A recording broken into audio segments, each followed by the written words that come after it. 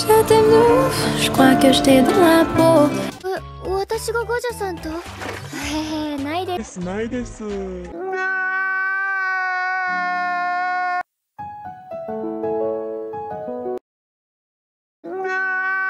Ce chapitre peut véritablement tout changer avec la mort d'un personnage. Et franchement, de toute façon, il change la donne.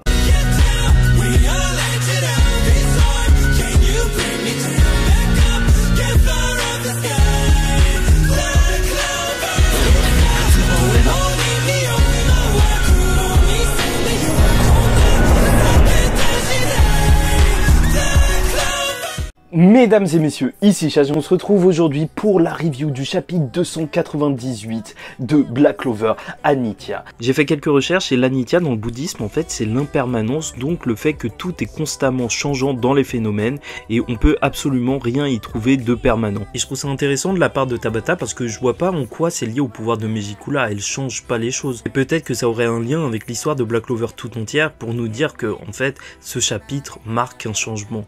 Bon, c'est un chapitre quand même où tu vois Megikula en force. Et là, réellement, elle lâche vraiment du lourd. Et ça se ressent juste avec le début où Noël est totalement en panique face à elle. Pourquoi elle est là? Et c'est normal, une seule porte a été ouverte pour l'instant. Donc c'est encore confirmé, il n'y a eu qu'une seule porte depuis le début. Il n'y en a pas eu une deuxième qui s'est ouverte. On ne sait jamais, peut-être que Yuno il se bat contre aussi un gros démon. Non, non, non. Là, ça confirme bien que Megikula avait son plan de secours en fait. C'était les portes, mais son vrai plan depuis assez longtemps, c'était de revenir par ses propres moyens. Bref, en fait, il la joue vraiment perso, les démons de haut rang. Tout ça, c'est dû à son pouvoir en tant que déesse maléfique de la malédiction. Oui, je sais que ce titre, ça en fait peut-être un petit peu beaucoup. Ce sort, par contre, il lui a pris beaucoup de temps, maudire des personnes et tuer Acier pour déjà obtenir la moitié de son corps. Donc, ça s'est fait petit à petit à l'intérieur de Vanica. Et maintenant que Vanica est mourante, elle peut carrément se matérialiser.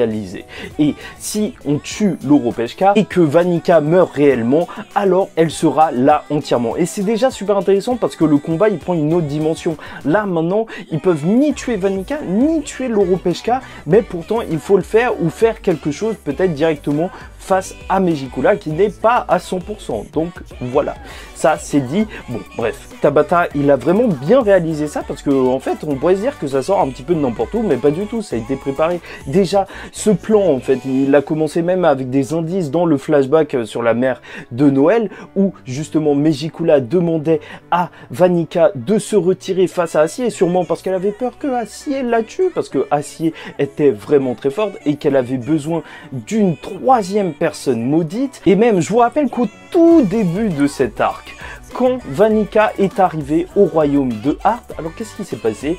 Elle a dit la dernière fois, en parlant à l'Oropeshka, je t'ai maudit pour Megikula.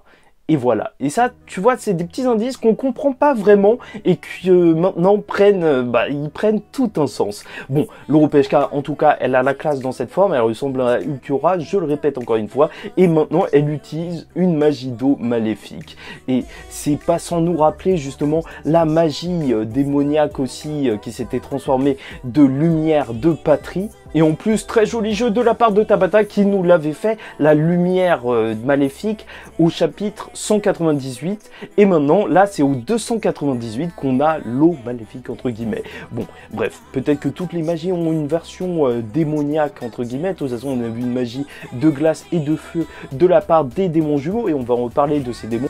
Donc la question, c'est vraiment si l'Oropeshka, maintenant, c'est vraiment devenu un démon, comme le dit Megikula, ou c'est juste qu'elle est un petit peu en mode Dark Patrie. Voilà, bref, de toute façon, vu la puissance de l'Oropeshka en ce moment, et sachant qu'elle avait déjà énormément de capacités, sauf qu'elle les utilisait pas offensivement, alors peut-être qu'elle est au niveau même d'un démon de l'arbre de Kifrost. Enfin, je pense pas qu'elle est au niveau des démons random qui sont juste dehors. Et bref, tout ça, ça va énerver Noël, et c'est normal, qui ne serait pas énervé de voir comment elle utilise l'Oropeshka. Et elle le dit, je vais te tuer ici et maintenant. Ça y est, on n'est plus du tout dans le délire, je vais surpasser mes limites ici et maintenant. Non, là c'est je vais te buter ici et maintenant. Oui, c'est un peu choquant. Oui, on est un petit peu choqué, mais c'est pas grave. Elle lance son dragon, sauf que ça ne sert absolument à rien, puisque Megikula va juste exploser son attaque. Et je vous rappelle quand même que à ce niveau-là, le niveau de Noël pouvait battre Vanica à 100%. À 100%, avec des capacités amoindries à cause de Charlotte. Mais voilà, genre sa magie, elle a juste totalement explosé face à Megicula, parce que maintenant la magie de malédiction de Megicula, elle est aussi à un tout autre niveau, et c'est la magie de malédiction d'un monde de déclin. En gros, on a l'impression que c'est un petit peu de l'anti-magie au final, hein. Et enfin, franchement, cette magie est incroyable. La magie de malédiction est vraiment surpuissante. Le pire, c'est bien qu'elle a pas de grimoire. Gardez bien ça en tête. Là, le démon, Megicula, se bat sans grimoire. C'est comme les démons jumeaux. En réalité, ils n'avaient pas de grimoire quand ils sont battus contre ça. Ça se trouve que l'issue aurait été différente s'ils pouvaient utiliser véritablement des sorts. Bref, Charlotte, elle réussit à tenir tête à cette magie de malédiction, ce qui quand même impressionne Megicula, et Ril, il est inspiré par tout ça. Et c'est là qu'il va se bouger, et heureusement, parce que Charlotte qui se bouge, ça fait plaisir, mais Ril, il était invisible. Donc voilà, là il nous lâche sa technique, le crépuscule du Valhalla.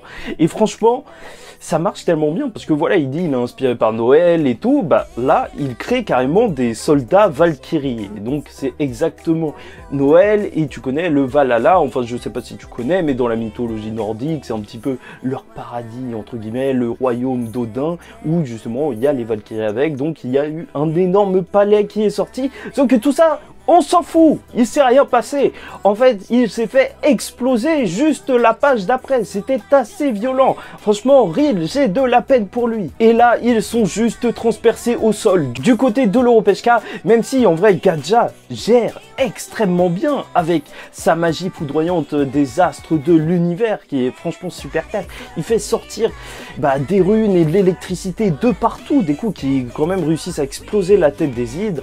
Et il s'était promis d'être le combattant dans le duo l'Europeshka Gadja, parce que elle ne pouvait pas combattre et donc il combattrait à sa place. Sauf qu'on sait pas vraiment si c'est dû à une hésitation ou pas, parce que quand il la regarde, il voit l'ancien visage de l'Europeshka, et de toute façon dans tous les cas il pouvait pas la tuer, mais c'est sûr que ça fait bizarre d'essayer de transpercer la personne que t'aimes. Mais ça a été lui qui s'est fait juste planter par démon l'Europeshka. Est-ce qu'il est mort? Ça, c'est vraiment la grosse question, parce qu'il y a beaucoup de personnages qui ont survécu à ce genre d'attaque dans Black Clover.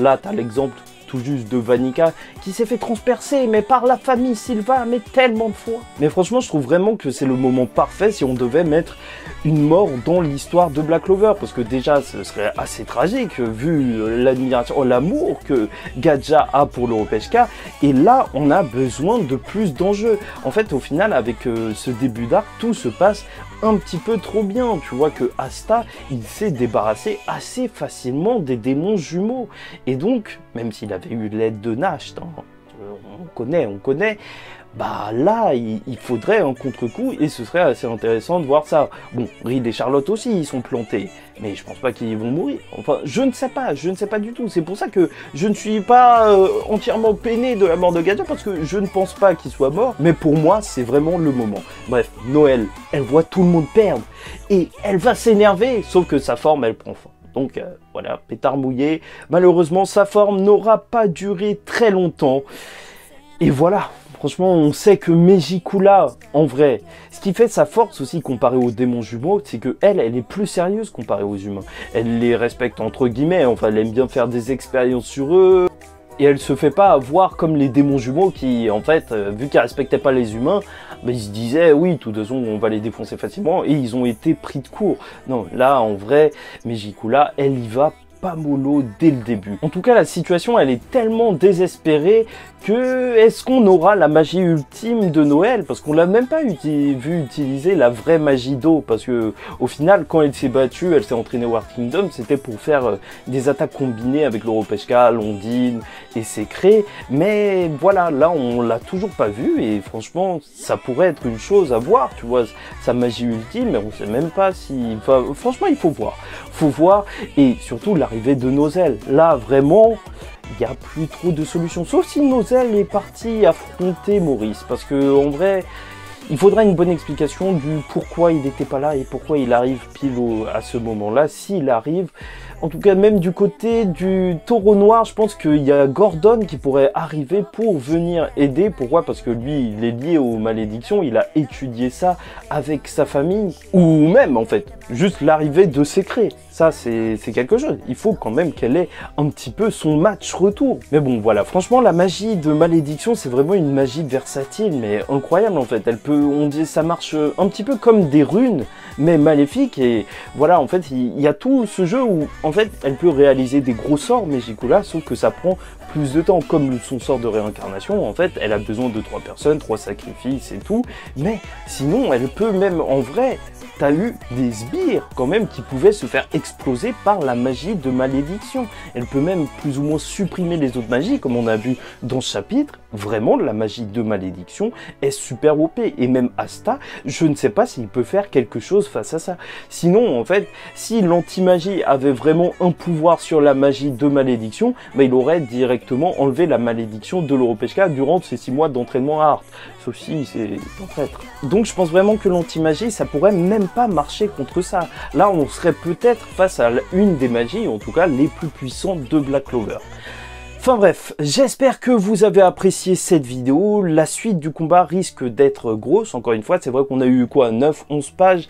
Ça fait pas beaucoup. Peut-être que Black Clover repartira en pause au bout de 1-2 semaines là, parce que c'est difficile de suivre. Après, c'est vrai que au niveau des pages, c'est toujours aussi bien dessiné. Ça y est, on n'a pas de gros problèmes au niveau des dessins. Mais voilà, je pense que là, les chapitres, vraiment, en ce moment, ils sont courts. Bref, en tout cas, n'hésitez pas à commenter, donnez-moi votre avis sur ce chapitre, n'hésitez pas à liker non plus ou disliker si vous n'avez pas apprécié la vidéo et vous abonner parce que chaque semaine on parle de Black Clover. Et en attendant la reprise des théories et d'autres vidéos, je vous dis ciao tout le monde, faites attention à vous et paix sur vous.